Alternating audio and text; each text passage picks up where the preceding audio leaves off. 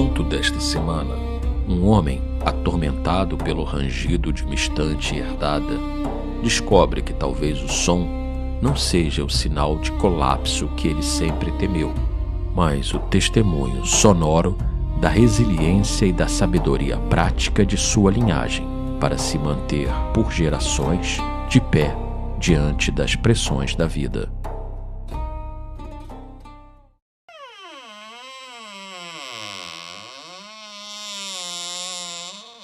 Algo havia se movido, e desta vez não era só a estante que há anos o encafifava. Algo havia se movido dentro dele. O silêncio o denunciava. Um silêncio súbito e espesso caíra sobre o apartamento, como se o mundo exterior tivesse prendido a respiração. O vento, que por dias fustigara as janelas com seu sopro constante, cessara. E naquela pausa inesperada, o desconforto também morrera. Ele ficou imóvel, ouvindo o próprio coração bater no vácuo da quietude. Foi então que a percepção chegou evidente. Um ar silencioso que desarmou seus músculos. O som não era a voz da madeira em colapso. Era apenas sua resposta ao vento. A falha não era ativa, era reativa. Ela existia apenas no diálogo com as insinuantes atividades da pressão atmosférica, da temperatura e do vento. Quando as variações cediam, a estante era apenas uma estante, cheia de livros, pesada, presente. E ele, sentado diante dela, era apenas um homem respirando em um momento de trégua. Longe dali, uma paz operacional reinava. As coisas tinham seus lugares e, mais importante, tinham permanência. Uma mesinha de centro não balançava na casa da namorada. Uma prateleira não negociava sua integridade com cada mudança de tempo no escritório do amigo. Naqueles ambientes, ele se transformava. Suas decisões sob aquela luz pareciam fluir de uma forma clara e central. A ansiedade que habitava seu corpo como um hóspede indesejado recuava, adormecia. Ele se sentia funcional. E então vinha o retorno à sua porta, ao seu corredor, ao seu ar carregado de uma umidade diferente. Era como cruzar a fronteira de um país em guerra silenciosa. A instabilidade não era um vento, era um clima. Era o ar que se respirava. Seus irmãos pareciam ter nascido nesse clima. O mais novo, o segundo, tinha memórias já embaçadas pelo começo da escassez. A caçula, a terceira, parecia ter brotado diretamente do solo da frugalidade. Mas ele, o primeiro, guardava em suas células a memória muscular de um breve verão de suficiência. Ele tinha conhecido os dois lados da moeda. E o contraste era o que doía, saber que a paz era possível e sentir-se exilado dela em seu próprio território. Aquela estante era de um antepassado distante do lado do pai, um objeto que sobrevivera a naufrágios familiares.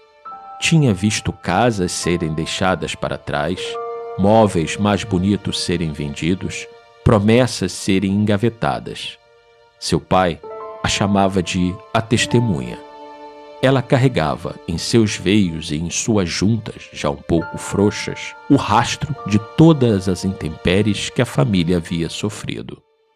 O avô, aquele homem que sua memória não alcançava, havia partido cedo demais, deixando um vazio que era, antes de tudo, material. A avó, ainda menina, vira o monstro da falência passar sua sombra pela porta. E aquele frio na espinha nunca mais a abandonara. Essa era a herança. Não uma conta bancária, não um sobrenome ilustre, mas um tremor, um vacilar, um ajuste instintivo diante do mundo.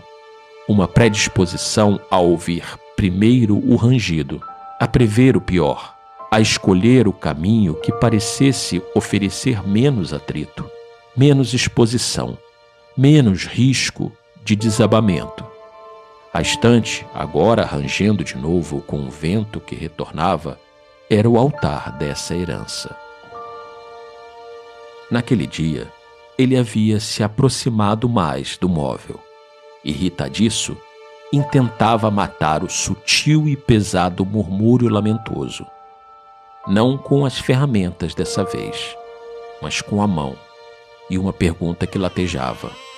Por quantas noites aquele som havia lhe entrecortado o sono, desativado instantes de clímax, encurtado a respiração, elevado sua pressão arterial, pesado o corpo. Tudo sem chorar. O norte traçado pela linguagem era claro.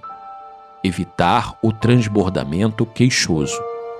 Aguentar firme e contrito, coisa que aquele instante parecia não ter a mesma força para fazer, e, portanto, rangia. Enquanto seus dedos vasculhavam as frestas e as juntas, uma súbita especulação saltou cortante. E se o rangido for o esvaziamento da energia para evitar o colapso da estrutura? A mão que buscava um ponto de falha parou. A irritação deu lugar a um estupor gelado. Foi então que ele encostou a palma da mão na madeira envelhecida, não mais para inspecionar, mas para sentir. Sentiu o frio da superfície, as imperfeições do verniz, a solidez inegável, profunda da estrutura principal. Desbotada, sim. Rangente, sim. Mas ela não estava desmontando. Ela estava há décadas segurando livros, segurando objetos, segurando histórias, segurando-se em pé contra ventos, mudanças e a instabilidade do solo.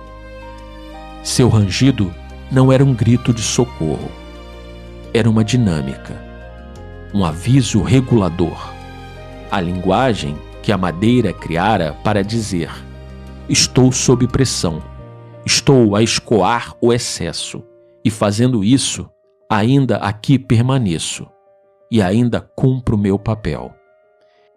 E de repente, ele não via mais uma cadeia de fragilidade, via uma linhagem de pontes. O avô, que partira cedo, teve que segurar o que pôde, no tempo que teve.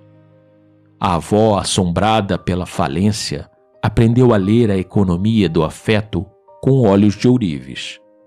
Seu pai e sua mãe, cada um com seus medos herdados e seus terrores próprios, construíram o que foi possível com o material disponível. Material muitas vezes rachado, muitas vezes emprestado. Cada geração, sob sua própria condição de temperatura, de pressão específica, de trecho de tempo, havia aprendido a lidar. Talvez não da melhor forma imaginável, mas da melhor forma possível. E isso não era um fracasso. Era uma tecnologia muito eficaz de sobrevivência. Uma sabedoria como a de permanecer em pé em solos movediços. O rangido, então, perdeu seu aguilhão. Tornou-se apenas um som, um dado do ambiente. Ele não precisava mais silenciá-lo. Precisava entendê-lo. O vento era real. A pressão era real. Calor e frio eram reais. A herança do tremor era real. Mas dentro dele, algo novo se insinuava, e era diferente de uma negação do passado. Era mais como um insight evolutivo. O destemor não era a ausência do medo. Era a coragem de ouvir o rangido, sentir a pressão do vento e, mesmo assim, escolher onde colocar seu peso. Era aprender com as estruturas herdadas, aquelas que rangem, aquelas que cedem, mas aquelas também que surpreendentemente seguram firme, e construir a partir dali, não a partir do zero. O futuro não era um lugar seguro à espera. Era o ato de se fazer ponte ele mesmo.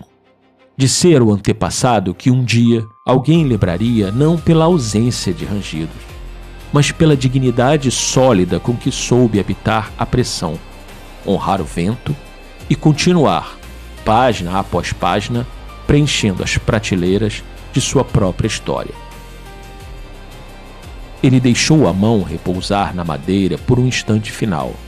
Depois, voltou para sua cadeira. O vento continuava lá fora. A estante continuava seu bramido antigo e queixoso. Ele abriu o livro que estava traduzindo e começou a trabalhar. A primeira palavra que surgiu na tela foi, sem hesitação, gratidão. Ele sorriu. Um sopro de ar quente saiu de seus pulmões.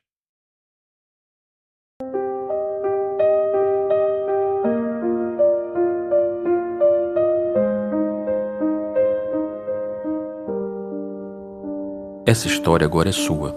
Ela mora onde moram todos os contos da Casa 12, no espaço entre o que se conta e o que se cala. Se ela ecoou em você, curta e compartilhe este episódio com alguém.